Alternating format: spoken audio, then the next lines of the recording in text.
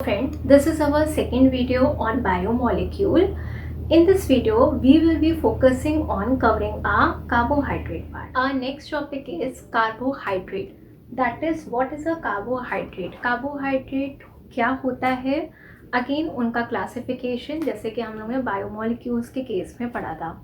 So what is a carbohydrate? Carbohydrate is known as the saccharides. The very important thing कि carbohydrate को हम saccharides के नाम से जानते हैं. Saccharide is a biological term जिसका इंग्लिश टर्म अगर हम बात करें तो वो शुगर होता है. सेकेंड पॉइंट होता है कि जो कार्बोहाइड्रेट है वो हाइड्रेट्स ऑफ कार्बन के नाम से जाना जाता है. Hydrates of carbon in the sense कि इस कार्बोहाइड्रेट का अगर हम कॉम्पोजिशन की बात करें तो इसके कॉम्पोजिशन में कार्बन, हाइड्रोजन एंड ऑक्सीजन ये तीनों चीज़ें पाई जाती हैं, लेकिन तीनों का जो रेशो है वो अलग अलग होता है. दैट इज़ हर तीनों चीज़ें एक अलग अलग कॉम्पोजिशन में पाई जाती हैं. जैसे कि यहाँ पे लिखा है कि it's a hydrate of carbon, it is known as the saccharides and they are the compound which containing a carbon, hydrogen and oxygen in the ratio of 1:2:1. This is a important point कि इनको इस ratio में पाए जाते हैं. Most important carbohydrate जो animals में होते हैं, जैसे लिविंग ऑर्गेनिज्म की बात है तो लिविंग में एनिमल्स भी आते हैं, प्लांट्स भी आते हैं. तो मोस्ट कॉमन कार्बोहाइड्रेट जो एनिमल्स में होते हैं that is known as the glucose, and most important carbohydrate जो प्लांट्स में होते हैं उनको हम स्टार्च कहते हैं. इसी तरीके से ये तो कॉमन है जो पाए जाते हैं. अगर हम इनके स्टोरिंग रिजर्व फूड की बात करें तो एनिमल में यही कार्बोहाइड्रेट एक ग्लाइकोजन के फॉर्म में स्टोर्ड होता है जो कि आगे और डिटेल में होगा, और प्लांट्स के केस में यही कार्बोहाइड्रेट का फॉर्म जो स्टोर होता है दैट इज़ अ स्टार्च के फॉर्म में होता है. Now the function of a carbohydrate, as we all know कि carbohydrate play a very important role in respect of the energy. कि अगर हमें इंस्टेंट भूख लग रही है तो हम एनर्जी सोर्स सबसे पहले कार्बोहाइड्रेट में ग्लूकोज को ही समझते हैं. So it is working as a energy supply for the body function. It is necessary for the proper functioning of the central nervous system. Central nervous system के function के लिए इंपॉर्टेंट होता है. जैसे कि ब्रेन को अगर इंस्टेंट एनर्जी की ज़रूरत है तो हम उसे ग्लूकोज ही सबसे पहले प्रोवाइड करते हैं. So it is a important functioning in our central nervous system, play a key role in the metabolism of a amino acid and a fatty acid. साथ ही साथ फैटी एसिड्स के, अमाइनो एसिड्स के metabolism के लिए भी इसका बहुत important role होता है. एज वी ऑल नो कि what is a metabolism. Metabolism का मतलब है एनाबॉलिज्म प्लस कैटाबॉलिज्म, चीज़ें सिंथेसाइज होना, चीज़ों का ब्रेक डाउन होना. Next is maintain a glucose level in a plasma. साथ ही साथ कार्बोहाइड्रेट हमारे प्लाज्मा में एक लेवल को मेंटेन करता है. Like we all know plasma is a blood component and where the glucose play a very important role over there. This is a carbohydrate division. That is, carbohydrate is basically divided into monosaccharides, disaccharides, or it is known as the oligosaccharide and the polysaccharide. अब इनके नाम के according अगर हम समझें कि what is a monosaccharide. As the name, mono का मतलब है सिंगल एंड सेक्राइड का मतलब होता है शुगर. सो मोनोसेक्राइड का मतलब है जो केवल एक सिंपल शुगर से बनी होती है, इसीलिए उसका नाम ही होता है कि they are known as the simplest sugar बोला जाता है. इस पर जितनी भी शुगर्स आती हैं सारी सिंपलेस्ट ही मानी जाती हैं. दूसरा, अगर नाम के बेसिस पे बात करें तो डायसेक्राइड्स और द ऑलिगोसेक्राइड. डायसेक्राइड्स और ऑलिगोसेक्राइड भी एक ही चीज़ों को हम दो नाम से अलग अलग जानेंगे. डायसेक्राइड का मतलब अगर दो शुगर से बनी है, दैट इज़ 2 मोनोसेक्राइड यूनिट्स अगर बनी होती है तो उसे डाय कहते हैं. लेकिन अगर 2 से ज़्यादा हैं, 5, 6, 7 हैं तो उसको हम ऑलिगोसेक्राइड्स का नाम देते हैं. ठीक है. एंड पॉलीसेक्राइड का मतलब होता है कि जो कई ढेर सारे मोनोसेक्राइड यूनिट से बनते हैं उनको हम पॉलीसेक्राइड्स कहते हैं.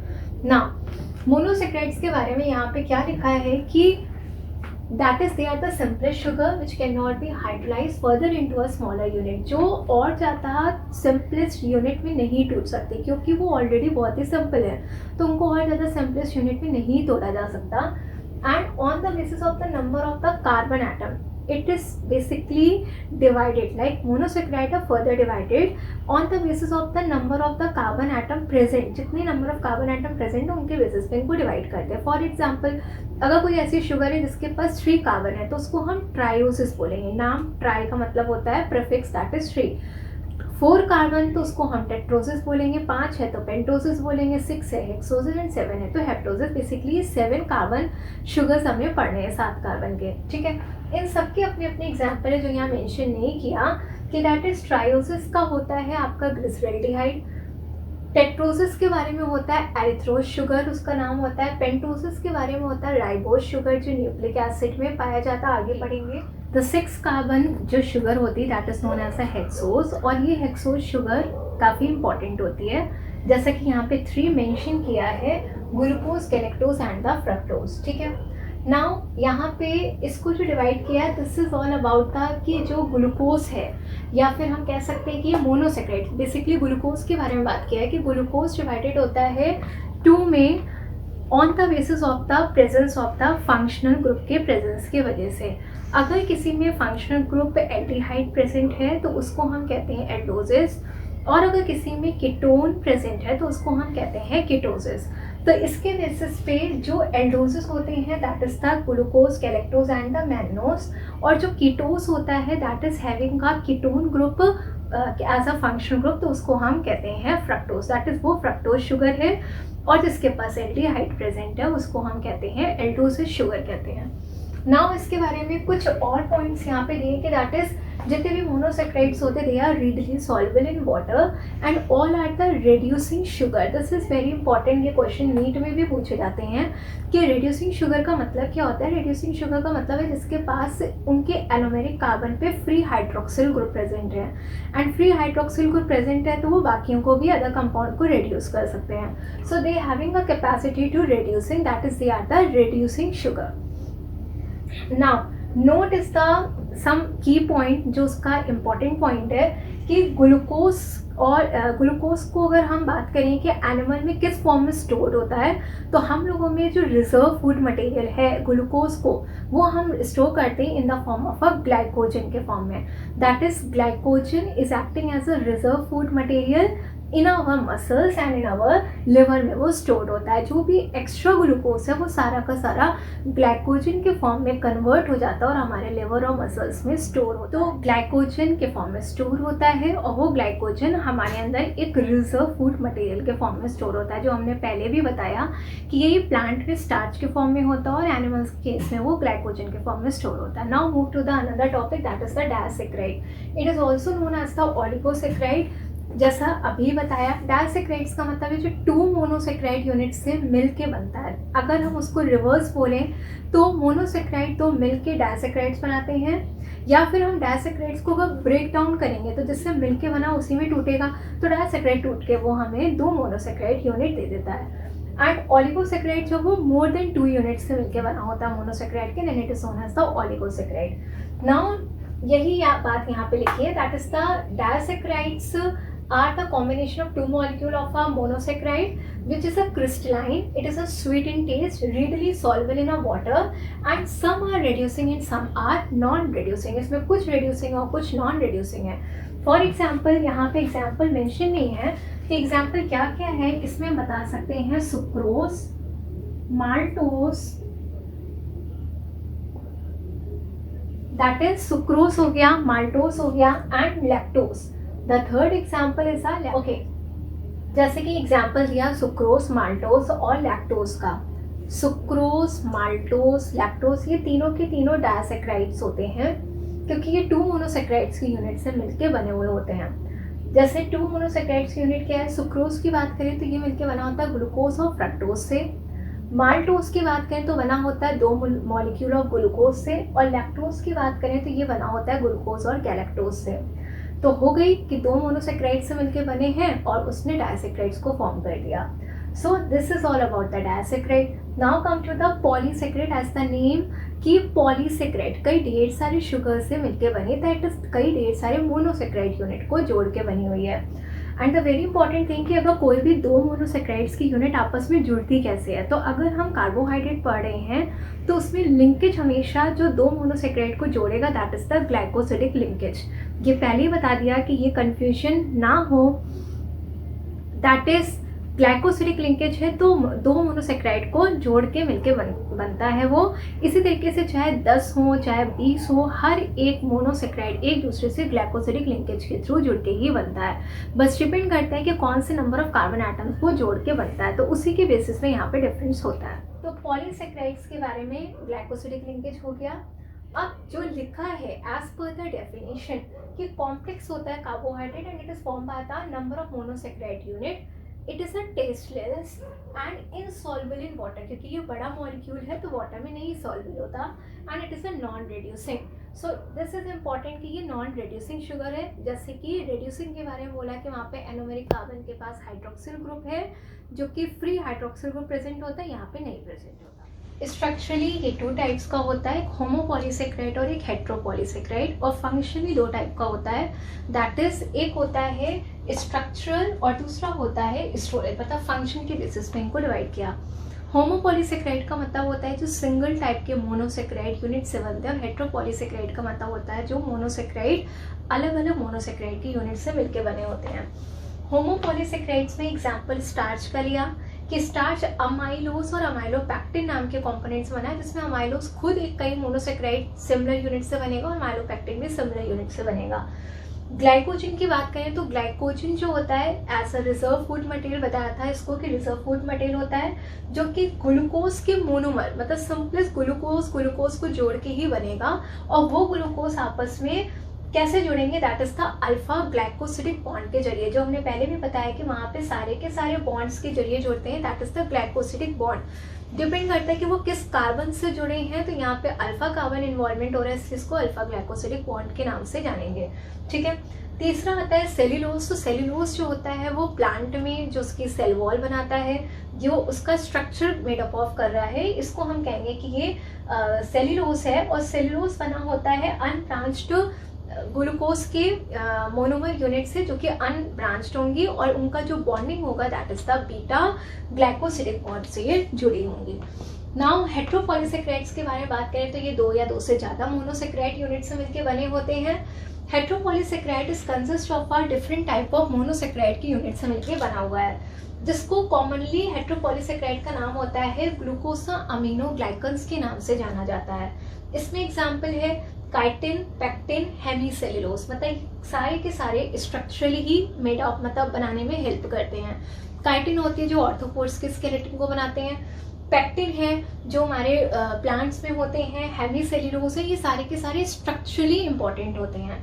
जैसे यहाँ पे दिखाया गया कि पेक्टिन के बारे में बताया गया 2 या 2 से ज्यादा मोनोसेक्राइड यूनिट से बने हैं, तो वो कौन कौन से, गैलेक्टोयूरोनिक एसिड, एरेबिनोज और गैलेक्टोज, तो ये कई अलग अलग मोनोसेक्राइड यूनिट से जुड़ के बन गए, and hence it is name as the heteropolysaccharides. Now the last is a functionally, इनको अगर हम डिवाइड करें पॉलीसेक्राइड को, तो it is divided into a structural and the storage polysaccharide. जो फंक्शनल होते हैं, फंक्शनली में स्ट्रक्चरली जो हम बात करेंगे वो काइटिन और सेल्यूलोज के बारे में हुआ, और स्टोरेज का मतलब है कि जो स्टोर करते हैं as a reserve food material के फॉर्म में होते हैं, दैट इज द स्टार्च और ग्लाइकोजन। स्टार्च होता है जो प्लांट्स में रिजर्व फूड मटेरियल होता है, इट इज अ पॉलीसेक्राइड होता है जो अमाइलोज और अमाइलोपेक्टिन से बना होता है, होमोपॉलीसेक्राइड्स के अंडर में आता है। ग्लाइकोजन जो होता है वो एनिमल में रिजर्व फूड मटेरियल होता है, लिवर और मसल्स में पाया जाता है। Now the next is inulin. इसको भी क्वेश्चन नीट में पूछा गया है कि इन्यूलिन क्या है। इन्यूलिन भी एक स्टोरेज पॉलीसेक्राइड है जो कि कौन से मोनोमर यूनिट से मिलकर बना होता है, तो ये fructose acting as a monomer जो कि कई ढेर सारे फ्रक्टोज की यूनिट को जोड़ के बनता है। सो दिस इज ऑल अबाउट कि व्हाट इज अ कार्बोहाइड्रेट। अगर एक समरी के तौर पे जाने कार्बोहाइड्रेट क्या होता है, it is a hydrates of carbon composed of a carbon, hydrogen and oxygen, अलग अलग रेशियोज होते हैं।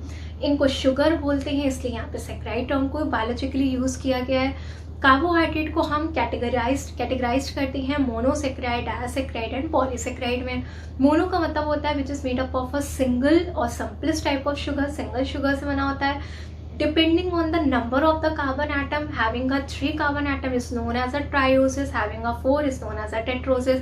The very important is a glucose. अब आता है कि हमारे important क्या है, इन सारी चीज़ों में important है मोनोसेक्राइड के क्वेश्चंस जो आते हैं वो ग्लूकोज दैट इज हेक्सोसिस से पूछे जाते हैं। इस हेक्सोसिस को हमने एल्डोसिस और कीटोसिस में डिवाइड किया था कि एल्डोसिस होते हैं having a aldehyde group as a functional, and ketone में कीटोस ग्रुप में कीटोन प्रेजेंट होता है जिसका एग्जाम्पल फ्रक्टोज है। तो इस तरीके से based on the number of the carbon atom उसको हमने कई कैटेगरी में डिवाइड किया मोनोसेक्राइड को, जो कि सबसे सिंपलेस्ट है। Now come to the disaccharide और it is known as the oligosaccharide. अगर वो 2 मोनोसेक्राइड यूनिट से बनी है तो उसको हम डायसेक्राइड्स कहेंगे, कई मोनोसेक्राइड यूनिट से बनेगी तो उसको हम ऑलिगोसेक्राइड्स कहेंगे। डायसेक्राइड्स में या फिर हम ऑलिगोसेक्राइड बोले या इसके आगे आने वाला पॉलीसेक्राइड बोले। डाइसैकेराइड में 2 मोनोसैकेराइड की यूनिट होंगी, आपस में ज्वाइंट होंगी और उनको ज्वाइंट करने के लिए ग्लाइकोसिडिक बॉन्ड होगा। याद करने का ये पॉइंट है कि हम उनमें कौन सा ग्लाइकोसिडिक बॉन्ड यूज करते हैं, alpha beta, depending on the use of the carbon atom. Now disaccharide is made up of 2 monosaccharide unit जो कि ग्लाइकोसिडिक बॉन्ड से जुड़ेंगी। एग्जाम्पल है सुक्रोज, लैक्टोज और माल्टोज। क्वेश्चन यहाँ से भी बहुत पूछे जाते हैं कि सुक्रोज कौन सी 2 मोनोसैकेराइड से बना है, तो सुक्रोज बना है ग्लूकोज और fructose.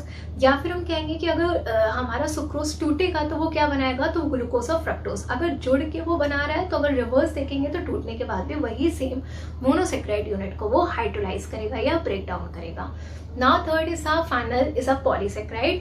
Polysaccharide which is made up of more of monosaccharide units which are joined together by the glycosidic linkage again. Depending alpha beta वो नंबर ऑफ कार्बन एटम पे डिपेंड करता है। पॉलीसेक्राइड को हमने 2 categorise में categorise किया है, that is एक होता है हमारा स्ट्रक्चर और एक होता है हमारा स्टोरेज। स्ट्रक्चर में जैसे होमो और hetero polysaccharide, homo same type of monosaccharide unit, hetero is a different type of monosaccharide unit. अलग अलग एग्जाम्पल्स उनके दे दिए जो कि क्वेश्चन सबसे ज्यादा अगर हम नीट के बारे में बात करें तो it is the considered as a toughest part. और क्वेश्चन यहाँ से निकल के भी बहुत पूछा जाता है, चाहे वो बॉन्ड के रिस्पेक्ट में पूछा जाए, चाहे वो उनके मोनोसेक्राइड यूनिट्स के रिस्पेक्ट में पूछा जाए। स्टार्च किससे बनता है, माइलोज और माइलोपेक्टिन से। ग्लाइकोजन किससे बनता है, ये सिर्फ ग्लूकोज के मोनोमर यूनिट से जो कि अल्फा ग्लाइकोसिडिक लिंकेज होते हैं। और सेल्यूलोज हमारे अनब्रांच ग्लूकोज मॉलिक्यूल। हेट्रोपॉलीसेक्राइड्स के बारे में बात करें तो 2 या 2 से ज्यादा, इसमें एग्जाम्पल काइटिन, पैक्टिन और हेमिसेल्यूलोज का आता है। इसको ग्लूकोसामाइनोग्लाइकन्स भी कहते हैं, इनफैक्ट ग्लाइकन्स के नाम से भी जानते हैं। Functionally it is divided into a structure and the storage. Structural बात करें तो काइटिन और सेल्यूलोज, और स्टोरेज की बात करें तो हमारा स्टार्च और ग्लाइकोजन के फॉर्म में स्टोर होता है, इसलिए ये हमारा स्टोरेज पॉलीसेक्राइड्स के नाम से जाना जाता है। सो इस पार्ट में कंप्लीटली हमने उसके डिवीजन, उसका टॉपिक डिस्कस कर लिया। नेक्स्ट वीडियो में हम इससे रिलेटेड जो नीट के क्वेश्चंस आए हैं और जो हमारे सीबीएसई या आईसीएसई बोर्ड्स में पूछे जाते हैं on the basis of their subjective basis पे और ऑब्जेक्टिव बेसिस पे, वो दोनों ही हम डिस्कस करेंगे। Thank you.